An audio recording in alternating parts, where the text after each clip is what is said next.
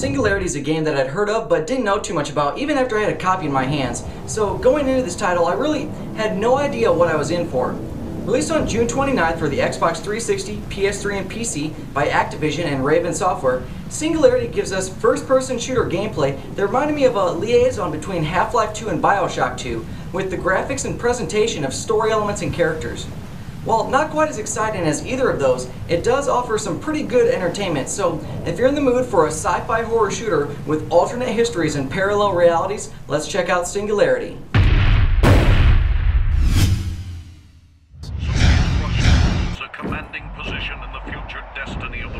This game is scary as hell. Well, at least initially, as you don't know what the hell's going on. During World War II, Russia discovers a new element called E99 on a remote island named Katorga 12 that has the potential to give Russia the power to overcome the United States' dominating atomic bomb.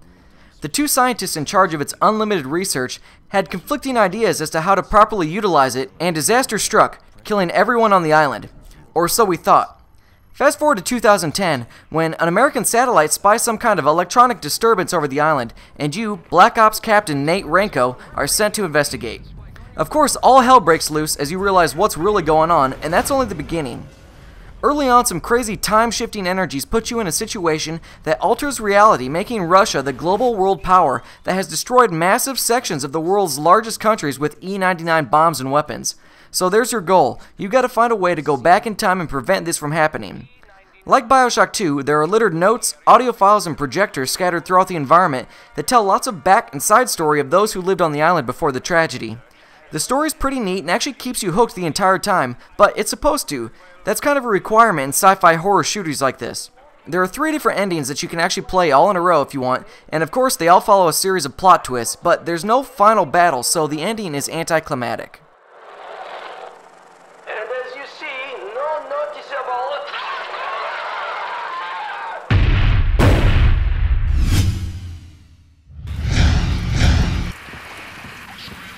Singularity took me about 8 hours to complete, which seems to be pretty standard for first-person shooters, but the fun really stopped there.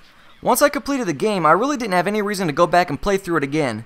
There is a multiplayer section built in that gives you access to only 2 game modes, Team Deathmatch and a Territories game, but I found them both to be extremely boring. The multiplayer revolves around the mechanics of creatures versus soldiers, and it seems really unbalanced. The creatures were significantly more underpowered than the soldiers, and the soldiers were just boring to play. In the single-player campaign, you get a ton of really interesting and awesome powers, but those aren't carried over to the multiplayer together.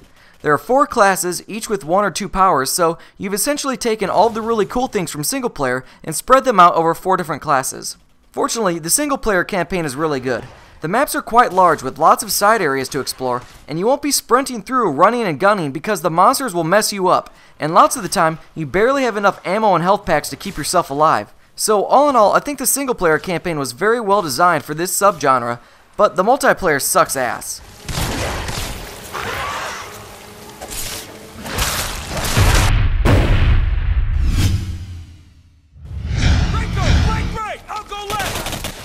The gameplay in Singularity is actually very creative, continually giving you access to new mechanics to keep things interesting throughout the entire 8 hours. You'll gain access to all of the standard weapons including pistol, assault rifle, shotgun, and rocket launcher, and all of them are upgradable with weapon upgrades that you collect, allowing you to enhance damage, clip size, and reload speed of each. There are also power weapons including the Seeker that allows you to control the path of the bullet as it travels to allow some really crazy and powerful kills.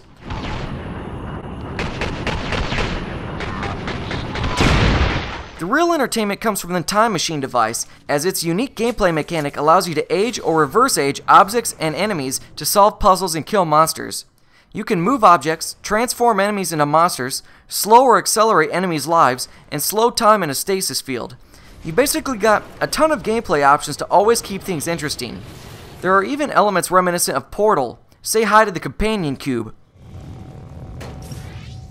The Time Machine device can also be upgraded with fragments of E99, giving special perks, permanent stat bonuses, and allowing you to better utilize items like health packs.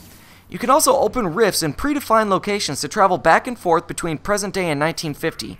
This was a neat feature, but I think it would have been a lot cooler if it were able to shift back and forth at will, or even open a portal to utilize during combat. Perhaps if a sequel is made, they could implement this feature. You don't ever have to save your game, as a pretty good auto-save system continually captures your progress, but this of course means you can only have a single instance of the game running at a time. You have unlimited lives, and you're going to need that because you're going to die a lot. All in all, the single-player campaign's gameplay mechanics are extremely fun and will keep you entertained the entire playthrough.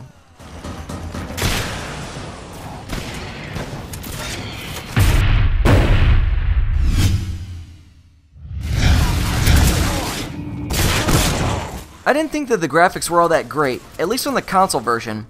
From a distance, everything looks pretty good, but when you get up close, everything just looks like garbage. I didn't get a chance to play this on the PC, but I've got to think that things looked a bit better for that version. Unlike most games that utilize the Unreal Engine 3, I actually didn't notice any frame rate drops while I played, but of course, the signature texture popping existed in full force. Like Bioshock 2, the World War II style propaganda everywhere for E99 and Kortorga 12 were really cool, and I was actually interested to read through all of it. The soundtrack that accompanies your journey is nothing special, but the voice acting is pretty decent, as most of the characters have strong Russian accents or simply speak Russian. After playing through this, I'd say that the game's presentation is probably one of its weakest points, but I don't think it should be a deterrent from wanting to give it a shot.